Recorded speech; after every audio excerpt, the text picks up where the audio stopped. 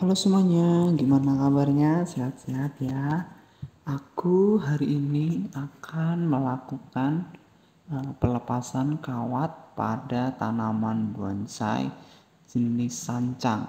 Nah, jenis sancang ini jenis tanaman bonsai yang banyak orang gunakan sebagai media untuk belajar membuat bonsai. Karena yang pertama, jenis tanaman ini itu mudah hidup dan tidak gampang stres. Nah, untuk warna batangnya memang putih itu lebih menarik, bagus, dan jenis daunnya itu kalau dia sudah sering di pruning, dia akan mengalami pengecilan pada ukuran daunnya hingga menyerupai daun pada lumut. Nah, akan ada itu lumut yang kecil-kecil, yang daunnya juga kecil ya.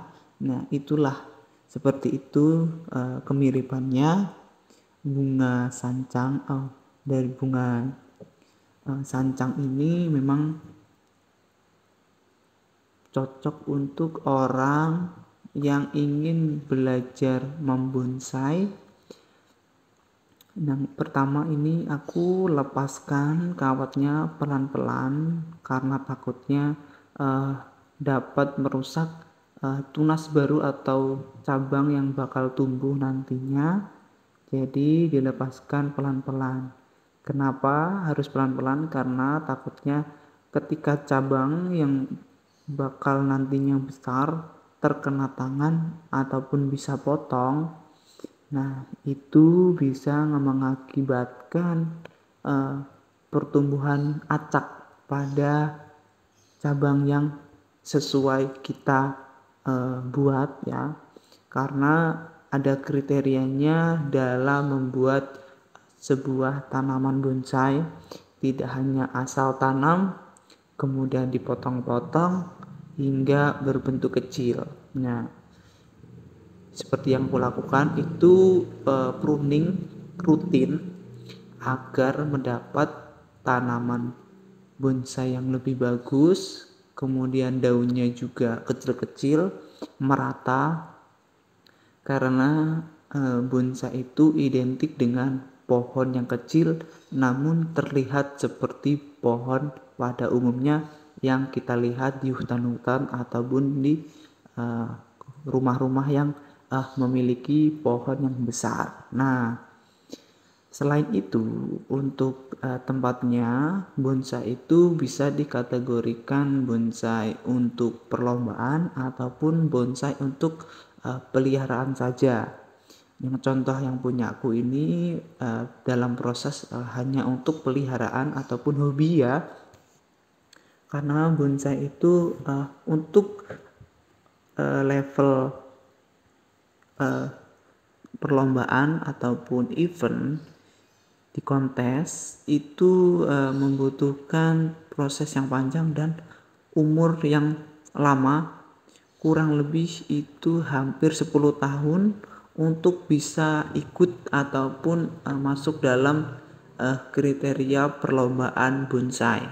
Nah, jadi untuk bonsai sendiri itu memang sudah banyak perkumpulannya ya.